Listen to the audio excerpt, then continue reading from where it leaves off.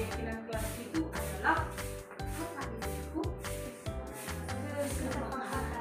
Kesepakatan itu ada karena kita semua yang ada di dalam kelas ini sepakat, bukan peraturan, ya kan? Bukan peraturan. Dan kita diminta untuk mematuhinya secara bersama-sama. Kalau kita tidak patuhi, maka terimalah konsekuensinya. Oke, baiklah anak-anakku. Keyakinan kelas itu atau kesepakatan kelas itu, kamu sebentar lagi akan ibu suruh untuk mengisinya. Masing-masing 2 kesepakatan per orang yang sebentar lagi akan kita tempel dalam styrofoam ini. Ya, usahakan membuat kesepakatan kelas yang bisa kita lakukan selama pembelajaran di dalam kelas ini. Ya, contoh, antri menunggu giliran. Kalau itu kita sepakat terhadap antri menunggu giliran, berarti nanti ketika kita akan istirahat tidak akan ada yang berbondong-bondong di pintu. Kalau ada yang melanggar kesepakatan, kita ingatkan lagi supaya dia kembali mematuhi keyakinan kelas kita. Sudah paham anak-ibu?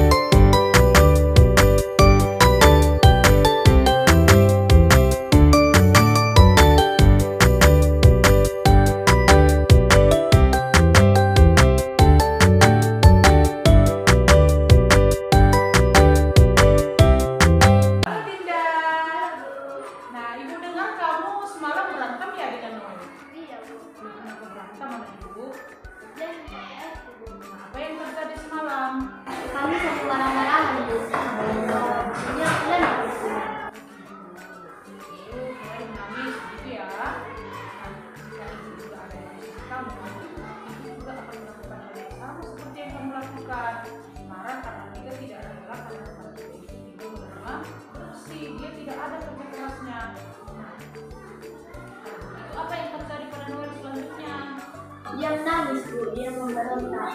Oh begitu, akhirnya terjadi letusan sawan begitu ya Ibu. Nah Ibu tanya kamu dulu, apakah menurutmu tindakan kamu itu sudah benar? Ya, jadi masih kurang tepat karena sudah melanggar keyakinan kelas. Ibu sangat menghargai tindakan kamu karena tidak berbuat lebih buruk daripada yang terjadi hari ini.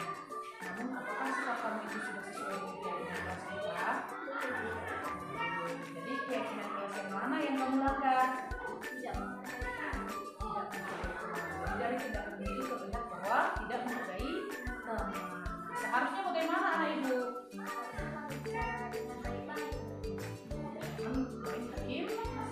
Ya betul sekali. Kamu bilang. Nah, lalu kalau menurut kamu itu penting, keyakinan kelas kita yang mana yang seharusnya kamu bilang? Kamu sedang mana? Tidak bermain tanganmu cara dengan baik-baik dan mengabaikan Cara dengan baik-baik itu coba Anda lakukan untuk kedepannya supaya tidak terjadi lagi kebutuhan kelas kita, ya. Nah, apa yang harus kamu lakukan untuk memperbaiki keadaan ini? Nanti Noel diajak untuk minta maaf ya. Dan kalian harus berteman. Oke. Nah, tepat sekali tindakan yang kamu ini. Semoga bisa terus kita lakukan di kelas ini dan juga untuk teman-teman yang lain. Sekarang kamu sudah bisa kembali ke kelas kamu dan belajar dengan temannya. Oke. Halo teman-teman, saya Dinda Gisel Girsang dari kelas 5A. Saya sangat senang diajak berdiskusi oleh ibu guru tentang mengendalikan emosi terhadap teman sekelas saya. Saya diajarkan untuk tetap lebih bersabar dalam mengendalikan emosi terhadap teman-teman saya.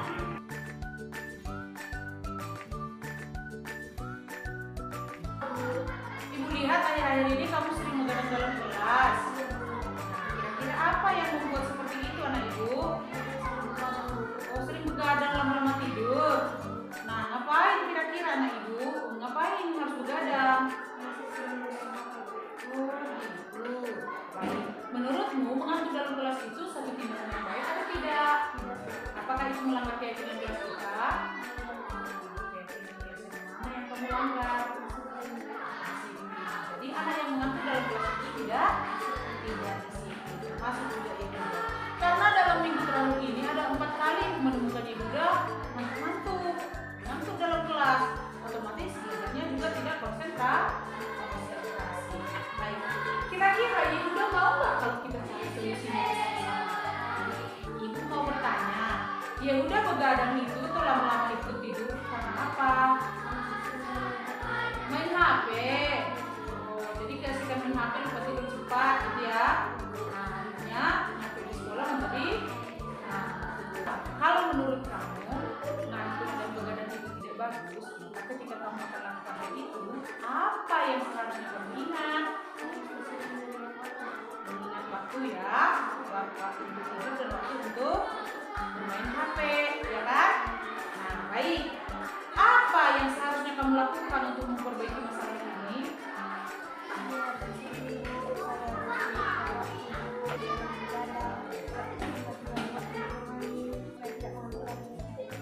Tepat sekali tindakan yang akan kamu lakukan. Jadi mulai hari ini, ibu hanya melihat apakah kamu lakukan tindakan yang sudah kamu janjikan ini. Lalu, kamu sudah boleh kembali ke ruangan kamu dan belajar dengan teman-temanmu. Sama Ibu. Halo teman-teman, perkenalkan nama saya Yuda dari kelas 5A. Saya sangat senang diajak Bu Guru untuk berdiskusi mencari solusi masalah saya. Semoga dengan ini saya bisa tidak mengantuk dan begadang lagi. Terima kasih Bu Guru.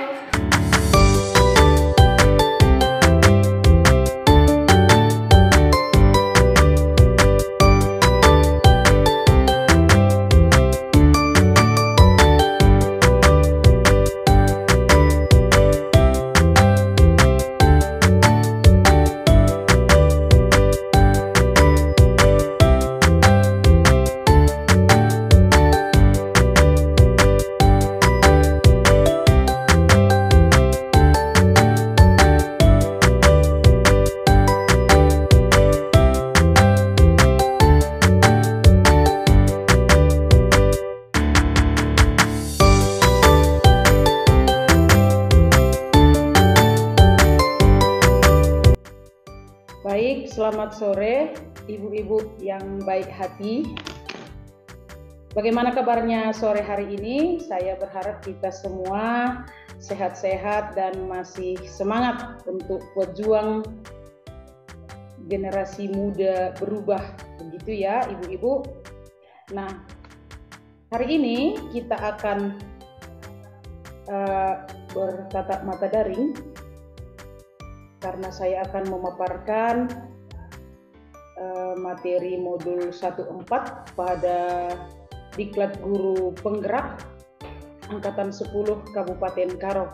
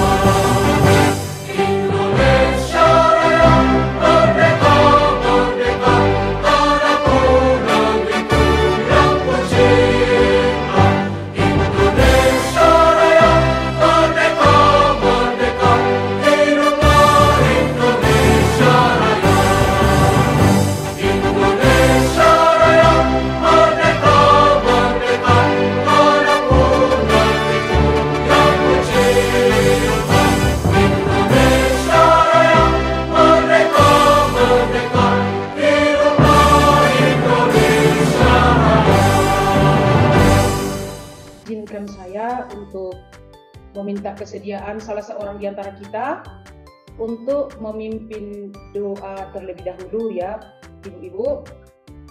Kepada ibu yang bersedia untuk memimpin doa pembuka, supaya silakan raise hand.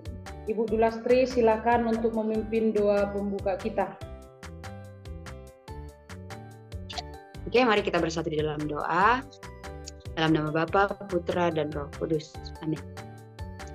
Terima kasih kami ucapkan pada sore hari ini Tuhan. Engkau memberkati kami satu persatu sehingga kami dapat bertemu di pertemuan ini.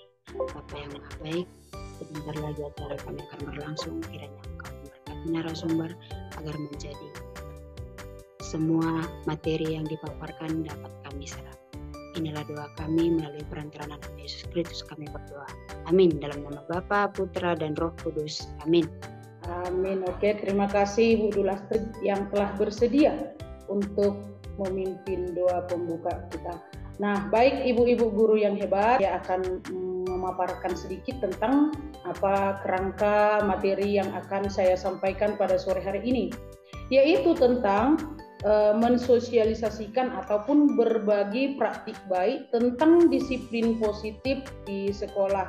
Artinya saya akan membagikan praktik baik yang telah saya lakukan dan menceritakan sedikit materi tentang disiplin positif yang selanjutnya berharap kita semua para guru-guru hebat melakukannya secara umum di sekolah kita dan secara khusus di kelas kita masing-masing, karena apapun ceritanya sasaran guru itu adalah bagaimana supaya anak-anak kita generasi muda sekarang ini bisa menjadi anak yang bisa membudayakan disiplin positif atau berbudaya positif di sekolah kita masing-masing dan sampai di tengah-tengah masyarakat. Namun Bapak Ibu, sebelumnya izinkan saya untuk share screen materi kita. Baik Bapak Ibu, sudah bisa lihat ya screen yang saya munculkan di layar. Semoga kita bisa melihatnya semuanya. Bapak Ibu, di sini akan saya share modul 1.4 tentang budaya positif Namun saya ingatkan kembali, saya di sini hanya memberikan sedikit materi yang sebenarnya disiplin positif ini sudah kita lakukan di kelas kita atau di sekolah kita masing-masing. Hanya saja mungkin nanti kita akan menemukan istilah-istilah baru, tetapi penerapannya sudah pernah kita lakukan. Latar belakang meningkatkan budaya positif di sekolah secara umum dan di kelas saya secara khusus, dan untuk mewujudkan murid yang berkarakter Don Bosco dan Fransiskus Xaverius sekaligus terwujudnya profil pelajar Pancasila. Jadi Bapak Ibu, sebelum muncul dimensi profil pelajar Pancasila untuk kurikulum Merdeka, kita sebenarnya sudah mempedomani karakter daripada pelindung yayasan dan pelindung sekolah kita, yaitu Yohanes Don Bosco dan juga Fransiskus Xaverius. Oleh karena itu, nilai-nilai daripada Don Bosco dan juga Fransiskus Xaverius itu searah dengan dimensi-dimensi profil pelajar Pancasila yang muncul dalam kurikulum terbaru saat ini, yaitu kurikulum Merdeka. Rencana dan cara penyampaian adalah saya bersosialisasi budaya positif terhadap rekan sejawat seperti yang sekarang kita lakukan, kemudian mendesain budaya positif di sekolah untuk mewujudkan murid yang berkarakter Don Bosco, berkarakter Fransiskus Xaverius, dan profil pelajar Pancasila. Kemudian nanti menyusun keyakinan kelas bersama murid-murid. Jadi Bapak Ibu, saya tegaskan bahwa keyakinan kelas itu adalah murid yang menyusun, tetapi dipandu oleh Bapak Ibu guru wali kelas. Bagaimana nanti penyampaiannya, boleh juga akan saya sampaikan lebih detail. Kemudian mendesain budaya positif di sekolah untuk mewujudkan murid yang berkarakter Don Bosco dan Fransiskus Xaverius dan profil pelajar Pancasila. Kemudian kita susun keyakinan kelas bersama murid melalui curah pendapat. Ini saya yakin kita semua sudah melakukannya di kelas kita masing-masing. Kita sudah buat keyakinan kelas di kelas kita masing-masing, tetapi bagaimana teknisnya mungkin itu tergantung bagaimana kita mendesain keyakinan kelas kita masing-masing. Tujuan aksi nyata ini kita lakukan adalah untuk mewujudkan murid yang merdeka, berkarakter Don Bosco, Fransiskus Xaverius juga memiliki nilai-nilai profil pelajar Pancasila. Kemudian menumbuh kembangkan budaya positif di sekolah sehingga nantinya disiplin positif itu menjadi membudaya di sekolah kita masing-masing. Sedangkan yang menjadi tolak ukur aksi nyata adalah yang pertama, murid mampu merumuskan keyakinan kelas. Jadi yang merumuskan keyakinan kelas itu adalah murid ya Bapak Ibu ya. Saya dulu bercerita sedikit, waktu saya tahu istilah baru bagi saya kurikulum Merdeka ini, saya pikir bahwa keyakinan kelas itu udah dibuat-buat aja gitu. Ternyata ketika saya mengikuti diklat di guru penggerak ini, saya paham bahwa ternyata keyakinan kelas ini berasal dari murid, sedangkan guru berperan sebagai pemandu, pemantau yang membuat keyakinan kelas itu bisa diterima oleh semua warga kelas itu. Kemudian tolak ukur aksi nyata ini adalah murid mampu menerapkan keyakinan yang sudah disepakati berdasarkan motivasi dari diri. Jadi begini Bapak Ibu, nantinya sasaran daripada budaya positif ini adalah kita akan menggali apa yang ada dalam diri anak itu berupa motivasi. Bagaimana kita memperlakukan anak-anak sebagai biasanya di sekolah, misalnya yang selama ini kita lakukan itu, anak-anak itu sering kita tuntut untuk menghafal perkalian misalnya. Kalau kelas 3 dan kelas 4, kelas 1 dan 2 kita tuntut untuk bisa membaca, menulis dan juga berhitung. Tetapi dalam hal ini kita akan tahu bagaimana nantinya keyakinan kelas itu berpengaruh apabila kita sepakati dan kita pedomani sehingga memunculkan motivasi dari dalam diri anak. Membudaya di sekolah kita masing-masing, maka dia harus memiliki 8 konsep-konsep budaya positif berikut ini. Yang pertama Bapak Ibu, tentang disiplin positif. Disiplin positif itu adalah pendekatan untuk menuntun murid agar berdaya mengontrol diri dan bagaimana menguasai diri untuk memilih tindakan yang mengacu pada nilai-nilai kebajikan.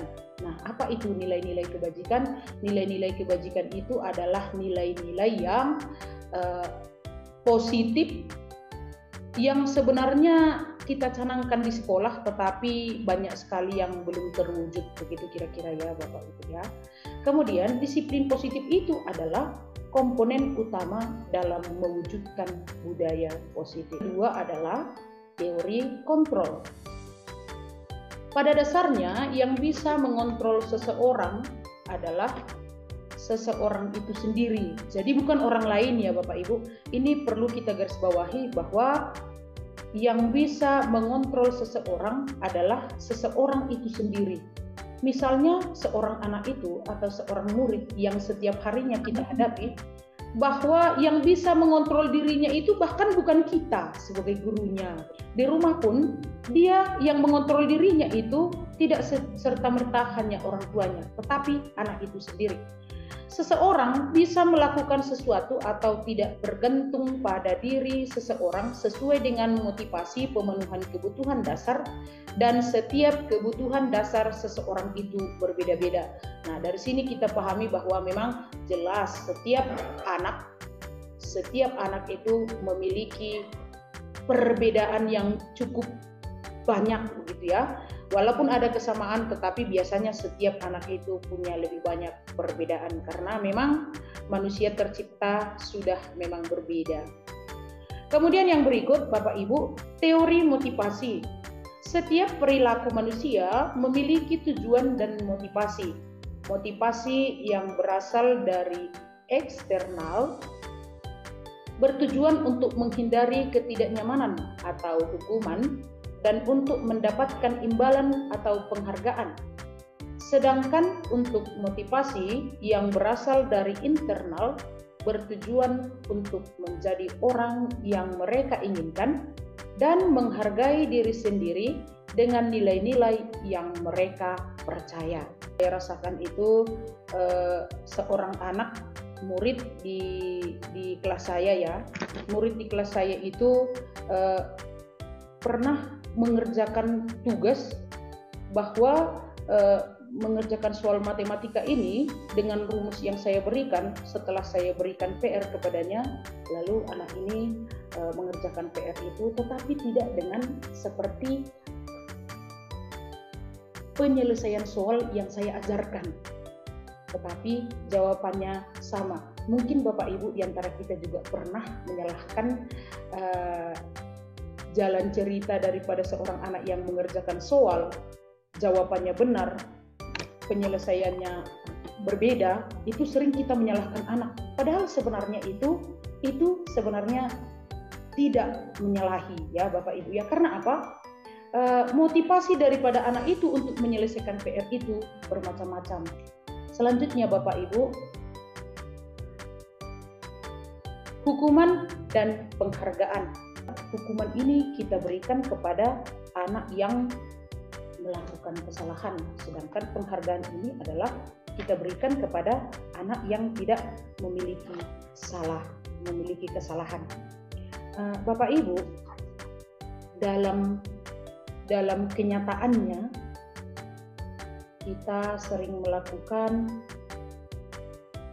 hukuman terhadap anak yang kita rasa tidak patuh terhadap peraturan kelas ataupun kesepakatan kelas, begitu kira-kira ya Bapak Ibu. Kita sering memberikan hukuman, dan juga kadang-kadang kalau penghargaan ini hanya kadang-kadang saja muncul. Justru yang lebih sering adalah hukuman saja untuk anak yang bersalah, sedangkan tak pernah memberikan penghargaan kepada anak yang tidak bersalah. Nah, pada dasarnya hukuman dan penghargaan itu sebenarnya sama.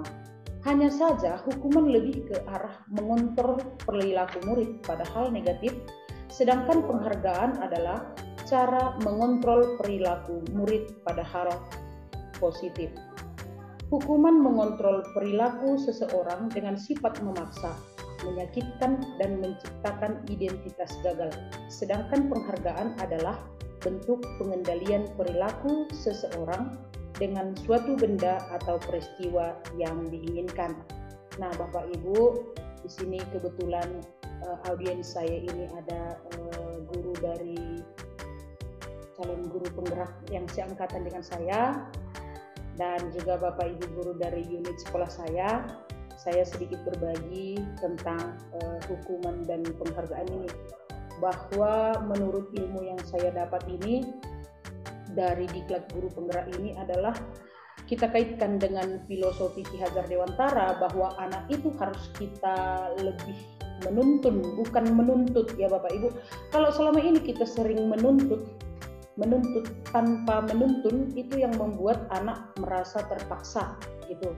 Sehingga ketika kita tuntut anak itu dan dia tidak memberikan apa yang kita tuntut, disitulah kita memberikan hukuman. Begitu ya Bapak Ibu. Nah, maka dalam filosofi Ki Hajar Dewantara, kata kuncinya itu adalah menuntun. Kalau selama ini untuk kelas 1-2 misalnya kita menuntut anak itu supaya bisa membaca, bisa menulis, bisa berhitung, mengenal huruf dan segala-galanya. Sedangkan jika kita kaitkan dengan filosofi Ki Hajar Dewantara, kita harus lebih cenderung untuk menuntun anak itu bagaimana bisa dia memahami. Kita sering melakukan hukuman terhadap anak yang kita rasa tidak patuh terhadap peraturan kelas ataupun kesepakatan kelas, begitu kira-kira ya Bapak Ibu. Kita sering memberikan hukuman, dan juga kadang-kadang kalau penghargaan ini hanya kadang-kadang saja muncul. Justru yang lebih sering adalah hukuman saja untuk anak yang bersalah, sedangkan tak pernah memberikan penghargaan kepada anak yang tidak bersalah.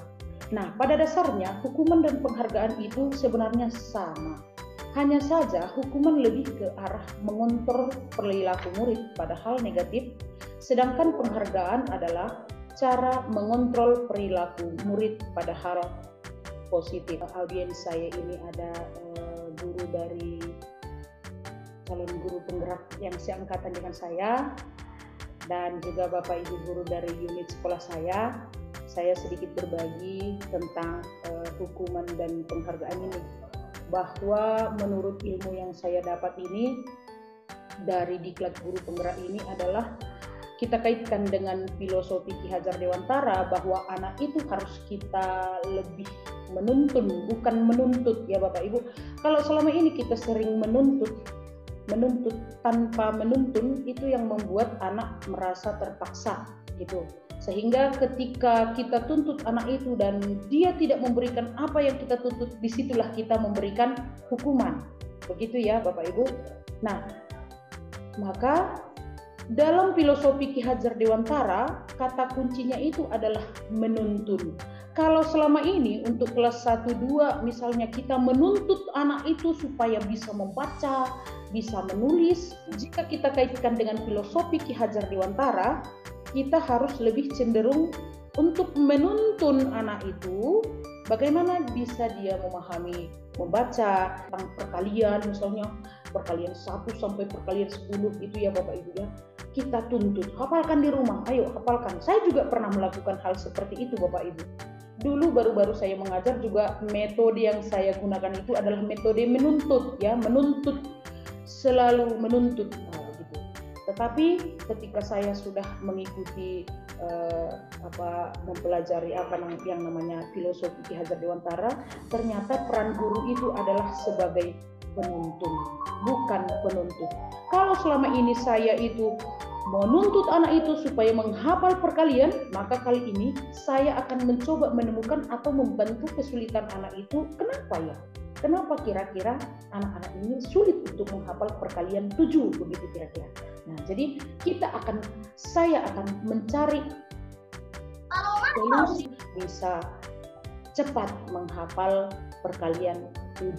Begitu kira-kira Bapak Ibu kalau dalam kata menuntun ini. Sehingga kalau kita sudah melakukan tuntunan terhadap pembelajaran di dalam kelas, maka saya yakin tidak akan ada lagi hukuman. tidak akan ada lagi hukuman, melainkan yang ada adalah tuntunan. Jadi anak merasa dekat dengan kita. Gitu. Jadi anak tidak lagi merasa, oh ya udahlah, kalau nantinya kulakukan ini, ya paling juga dihukum. Akhirnya hukuman itu berulang, dan kita guru akhirnya menjadi guru yang sibuk untuk membahas ataupun menangani hukuman. Jadi sehingga kurang efisien di dalam kelas ya Bapak Ibu. Nah maka seperti tadi teori motivasi Bapak Ibu, seiring dengan kita sudah membudayakan budaya positif di dalam sekolah dengan memunculkan teori motivasi terhadap anak, ketika kita sudah melakukan tuntunan terhadap pembelajaran di kegiatan-kegiatan sekolah, maka saya yakin motivasi terhadap diri anak itu akan menjadi muncul. Kalau dalam kurikulum Merdeka ini sebenarnya kurang efektif begitu kira-kira ya, kurang efektif kita lakukan terhadap anak yang kita rasa melanggar peraturan ataupun memiliki masalah. Contohnya tidak siap PR, biasanya yang kita lakukan itu adalah kita hukum anak itu misalnya dengan berlari di lapangan misalnya, atau dengan memungut sampah, sehingga anak itu tadi merasa ya dia akan menghadapi hukuman, lalu yang ada di dalam hatinya ya hukumannya hanya seperti ini gitu, dan besok-besok dia akan mengulanginya lagi. Dia sudah tahu sampai di mana hukuman yang akan kita beri kepadanya gitu Bapak Ibu. Jadi sehingga hukuman ini dianggap kurang efektif begitu ya Bapak Ibu ya. Jadi kalau hukuman ini kita terus lakukan terhadap anak, anak itu akan merasa dipaksa. Ibu ini kok aku harus menyelesaikan PR-ku supaya begini begitu. Dia merasa dipaksa. Kenapa? Karena nilai-nilai yang ada dalam dirinya itu tidak keluar, justru nilai-nilai yang dikehendaki gurunya yang harus diikutkan oleh anak itu. Nah, begitulah nantinya efek daripada hukuman yang kita lakukan kepada siswa secara terus-menerus. Apalagi Bapak Ibu ada anak yang kira-kira tidak mengindahkan hukuman yang dari kita. Setiap hari misalnya tidak siap PR yang kita anggap sebagai masalah itu, maka apabila dia tidak berubah, dia pasrah dengan hukuman yang kita berikan, maka kita akan menjadi guru yang sibuk untuk menghadapi ataupun memproses anak-anak yang tidak mengerjakan PR. Anak-anak yang selalu kita berikan hukuman begitu Bapak Ibu. Sehingga hukuman ini dianggap tidak efektif. Seorang guru tadi atau yang kita lakukan itu terhadap anak yang kita anggap bermasalah itu hanya menghukum, sibuk terus menghukum. Yang tidak PR, yang tidak mengerjakan PR kita berikan hukuman, kita suruh berlari, memungut sampah misalnya. Maka hukuman itu dianggap sebagai tradisi dan itu bukan salah satu disiplin positif. Kenapa? Karena kita kalau hanya menghukum, hari ini dihukum, besok pun ketemu dihukum, hukuman hari ini pun belum tuntas untuk besok, begitu kira-kira Bapak Ibu. Itu akhirnya tidak ada solusi Bapak Ibu, tidak ada solusi atas masalah yang dihadapi oleh anak. Jadi dalam disiplin positif ini kita nantinya akan membudayakan positif di sekolah sehingga kita bisa menghadapi misalnya kalau masalah itu dengan cara yang seperti apa gitu. Janganlah kita menjadi guru yang sukanya menghukum. Akhirnya diberikan anak itu pula julukan kepada kita. Ibu yang suka sepertinya kurang enak didengar. Artinya hukuman dan penghargaan itu adalah cara mengontrol perilaku murid yang secara tidak langsung menghambat potensi yang dimiliki murid. Di mana dalam jangka waktu tertentu hukuman dan penghargaan akan berdampak pada ketergantungan serta mematikan motivasi intrinsik. Nah, ini dia Bapak Ibu yang menjadi akibat daripada hukuman yang terus-menerus dan hukuman yang selalu dilakukan oleh seorang guru. Maka akhirnya motivasi intrinsiknya itu menjadi mati. Anak itu tadi menjadi anak yang pasrah. Bagaimana perlakuan gurunya ya begitulah, begitu kira-kira Bapak Ibu, sehingga nilai-nilai yang ada pada diri anak itu tidak muncul begitu. Kemudian Bapak Ibu bagian yang kelima itu di sini kita akan membahas tentang 5 posisi kontrol guru. Memposisikan diri kita ke dalam 5 posisi kontrol seorang guru ini. Yang pertama adalah sebagai penghukum, yang kedua sebagai pembuat merasa bersalah, yang ketiga sebagai teman, yang keempat sebagai pemantau, dan yang kelima sebagai manajer. Penghukum ini adalah guru yang sibuk menghukum anak yang dianggap bermasalah. Sedangkan pembuat merasa bersalah ini adalah contohnya seperti ini Bapak Ibu. Dan mungkin kasus serupa pernah kita hadapi di dalam kita melakukan pembelajaran di sekolah misalnya. Misalnya ada seorang anak yang membuat masalah gitu ya, membuat masalah. Misalnya pakaiannya tidak rapi, atau misalnya kita menganggap bahwa dia memiliki gerak-gerik yang berbeda dengan teman-temannya, sehingga kita kadang-kadang bisa misalnya ketus mengatakan bahwa loh, yakin memang kamu kayak gitu nakku, samanya kamu seperti orang tuamu dulu karena pernah jadi murid saya. Itu bisa saja terjadi Bapak Ibu untuk guru-guru yang sudah memiliki pengalaman mengajar banyak misalnya. Artinya kan anak itu tidak tertutup kemungkinan bahwa sudah pernah orang tuanya pun menjadi murid daripada guru yang senior tadi begitu. Sehingga apa yang muncul dalam diri anak? Oh ya, pas ya, bapakku pun cerita bahwa dulu bapakku juga bandel di sekolah, ya wajarlah aku bandel gitu. Bisa juga ada hal-hal yang seperti itu muncul dalam diri anak. Kemudian bisa juga bahasa-bahasa yang seperti itu muncul dari teman lain, membuat anak itu menjadi muncul rasa bersalah. Iya, memang kayak gitu, kakaknya pun kayak gitu, ada bahasa seperti itu. Sehingga anak itu merasa, oh iya ya, kakakku juga seperti itu sehingga aku menjadi seperti ini, membuat merasa bersalah. Jadi Bapak Ibu, menurut saya posisi kontrol guru ini nomor 1 dan nomor 2 ini saya kurang sependapat begitu ya Bapak Ibu. Hendaknya kita jangan buat anak kita memposisikan diri kita menghadapi anak sebagai penghukum, apalagi pembuat merasa bersalah. Sedangkan untuk posisi kontrol guru yang ketiga adalah sebagai teman. Nah, bagaimana itu posisi kontrol guru sebagai teman? Nah, maka posisi kontrol guru itu sebagai teman, kita menganggap bahwa anak itu adalah teman, sehingga anak itu memberikan keleluasaan bercerita terhadap kita. Kalau misalnya dia punya masalah di rumah, misalnya apalagi dengan latar belakang murid yang banyak yang kita hadapi, misalnya setiap hari ada seorang anak yang latar belakangnya dari orang tuanya yang broken home misalnya, atau ayahnya yang tidak pernah pulang-pulang, maka kitalah Bapak Ibu yang berperan sebagai teman untuk merangkul anak tadi. Jika dia tidak merasakan kehangatan dari tengah keluarga, maka kita sebagai gurulah yang memberikan kehangatan keluarga terhadapnya, walaupun rasanya sebenarnya tidak pas seperti orang tua persisnya, begitu ya Bapak Ibu. Nah, kalau kita melakukan hal yang seperti itu terhadap anak, maka kita sudah termasuk memposisikan diri kita sebagai teman untuknya, begitu Bapak Ibu.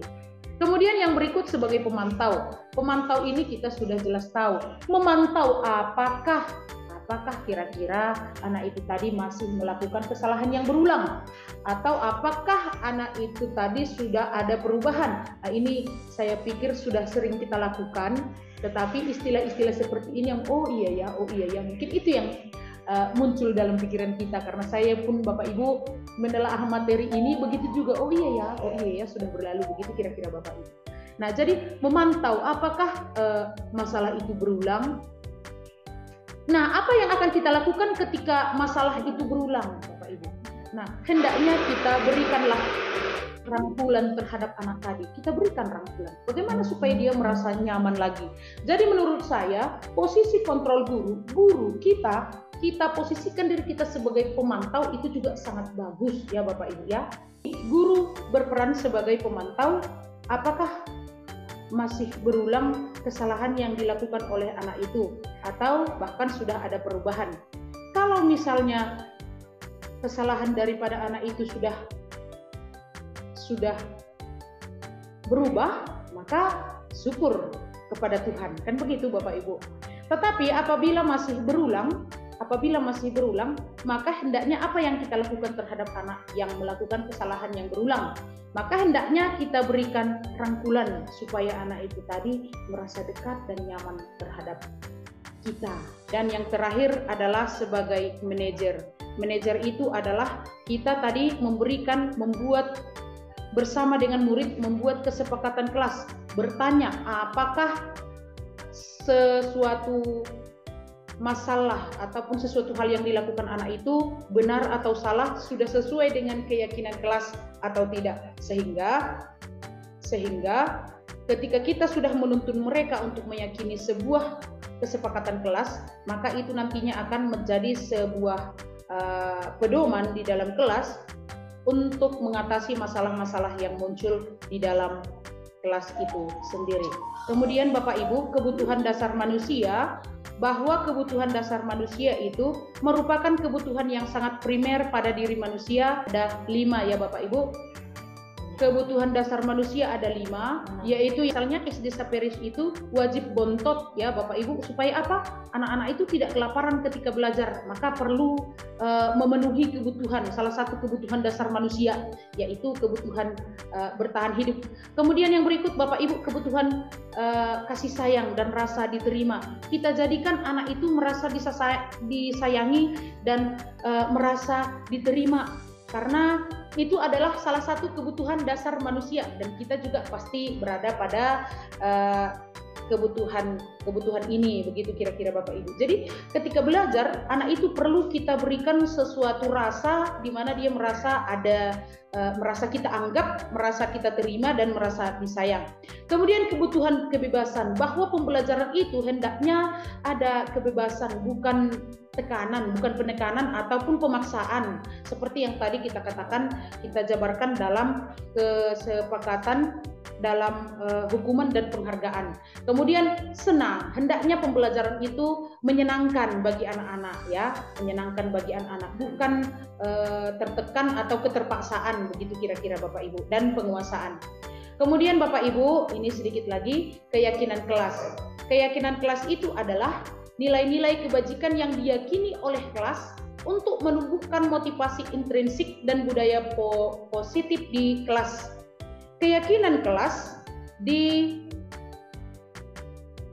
dengan cara didiskusikan oleh pendidik dengan murid. Jadi Bapak Ibu, sekali lagi, keyakinan kelas ini dibuat oleh murid, dibimbing oleh guru, dan itu akan kita jadikan menjadi keyakinan bersama.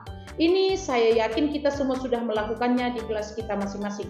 Keyakinan kelas akan kita jadikan sebagai tolak ukur dalam proses pencapaian budaya positif dalam kelas dan di sekolah secara luas. Jadi kita berpatokan kepada keyakinan. Apabila terjadi sesuatu masalah atau tingkah laku anak yang tidak sesuai dengan keyakinan, maka kita yakinkan dia, kita ingatkan dia terhadap keyakinan kelas yang telah kita susun bersama dengan anak-anak kita. Dan apabila ada hal-hal baru misalnya yang muncul, keyakinan kelas ini bukan sesuatu yang kita pedomani dari awal sampai akhir. Dia bersifat fleksibel yang suatu waktu bisa kita ubah sesuai dengan situasi dan kondisi di kelas kita masing-masing. Nah, lalu kita sebarkan tip note terhadap anak-anak untuk dia bebas memberikan sebuah kesepakatan yang dia inginkan atau sebuah keyakinan yang dia inginkan. Setelah itu kita kumpulkan dan kita rumuskan Bapak Ibu. Kita rumuskan menjadi sebuah keyakinan yang bisa diterima oleh semua warga kelas. Karena nantinya Bapak Ibu, melalui tawaran keyakinan atau kesepakatan kelas yang diberikan oleh anak-anak itu, kemungkinan masih mengandung kata-kata yang negatif, misalnya menggunakan kata dilarang misalnya, atau menggunakan kata tidak boleh, atau menggunakan kata jangan. Nah, itu kita rumuskan lagi menjadi kalimat positif, sehingga akan lebih berbeda rasanya ketika kita sudah menetapkannya sebagai sebuah keyakinan di kelas. Materi kita yang terakhir adalah segitiga restitusi. Apa itu segitiga restitusi? Restitusi itu adalah proses menciptakan kondisi bagi murid untuk memperbaiki kesalahan mereka sehingga mereka bisa kembali pada kelompok mereka dengan karakter yang kuat. Dalam menciptakan restitusi, perlulah beberapa tindakan yang saling berkaitan antara satu dengan yang lain. Ada tindakan yang saling berkaitan dalam proses menciptakan kondisi bagi murid untuk memperbaiki kesalahan, yaitu kita lihat Bapak Ibu, tahapan pendekatan segitiga restitusi berikut ini.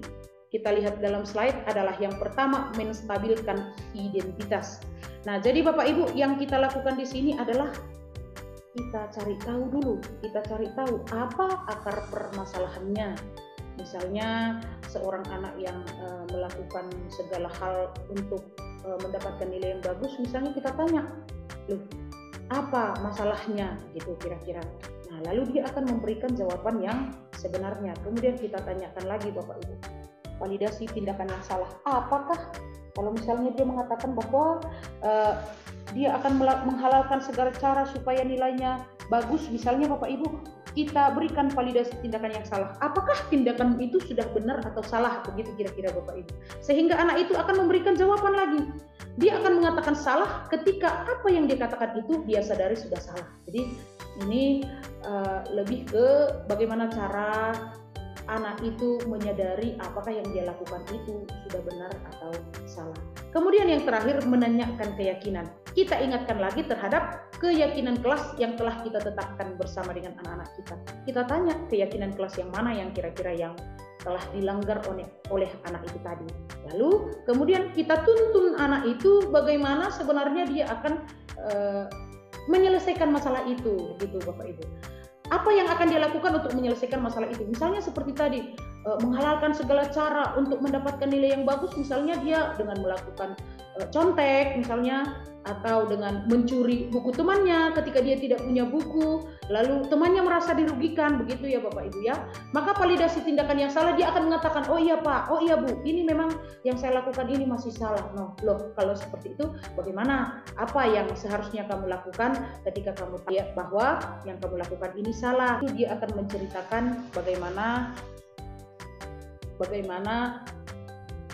dia akan memperbaikinya. Dia pasti akan berbicara sendiri nanti Bapak Ibu. Oh iya, saya akan minta maaf. Itu paling tidak pasti sudah menjadi jawaban daripada seorang anak itu. Jadi hendaknya pembelajaran itu menyenangkan Bapak Ibu. Terima kasih atas kesediaan Bapak Ibu dalam mengikuti Zoom meeting ini.